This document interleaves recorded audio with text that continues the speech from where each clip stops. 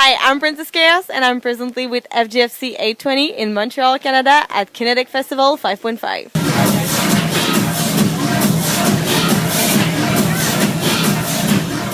How does Kinetik this year compare to the previous year you've played here? What did you say? He's drunk, so I'll answer the question.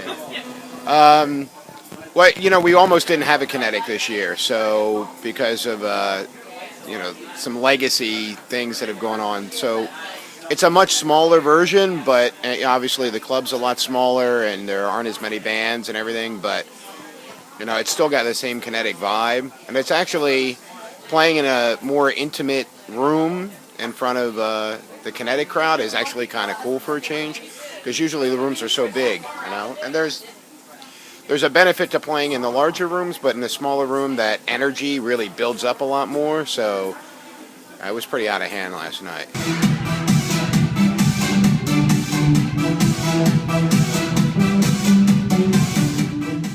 So you're more connected to the fans? Yeah, absolutely. I mean, you're just actually physically closer, but it's also more because it's a tighter space and everybody's packed in. Like the energy just moves throughout the crowd better. Got a little out of hand with the mosh pit last night. A couple of people got hurt.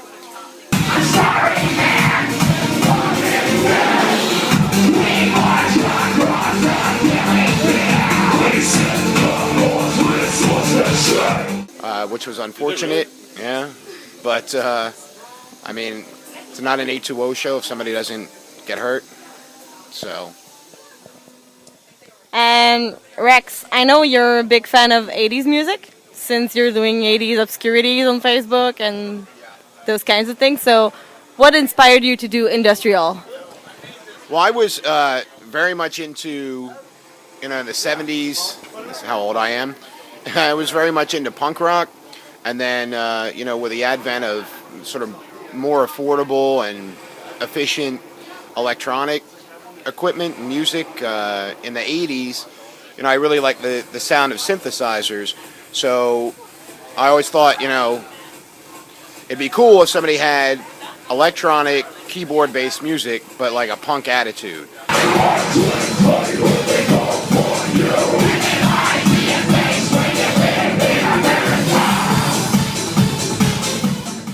And then when I discovered industrial, I was like, this is perfect. This is exactly what I was looking for. So it's got that like new wave instrumentation, but a total aggressive punk kind of vibe to it, that's exactly what we are as a band, is a combination of those two and a little metal from Dracos.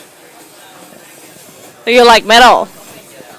Black metal, doom metal, death metal. Very much. And why does the band have so many songs with political and military theme?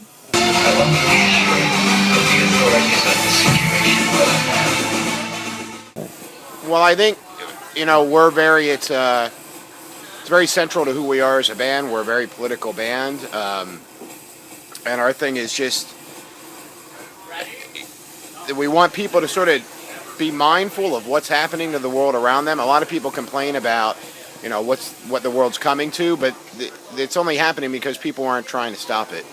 So we try to encourage people to educate themselves as to what's happening in the world, what's ultimately going to affect them, and if they don't like what they see, you have to stand up and do something about it.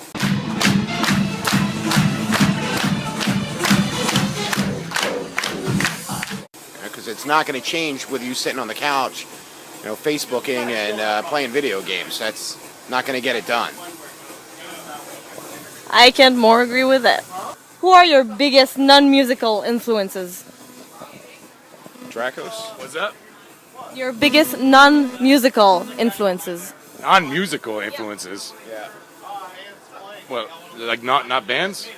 Yeah, that's what non-musical would mean. Hatred and violence, I guess. You can't. Non-musical influences for me would be, I don't know, I'm inspired by people who stood up and and did something with their lives. So I have a lot of sort of political icons or idols, if you will. Um, but yeah, I mean, I think we're really the sum of everything. I mean, we all are. So it's like we have influences that come from so many various sources that make us who we are, and so I think definitely for me, it's more political bent. Dracos is, I think, inspired more by like the Gothsicles. Oh wait, you said She's a non-musical. non-musical. She would be right. So your songs are very danceable. What's the key to making songs people want to dance to?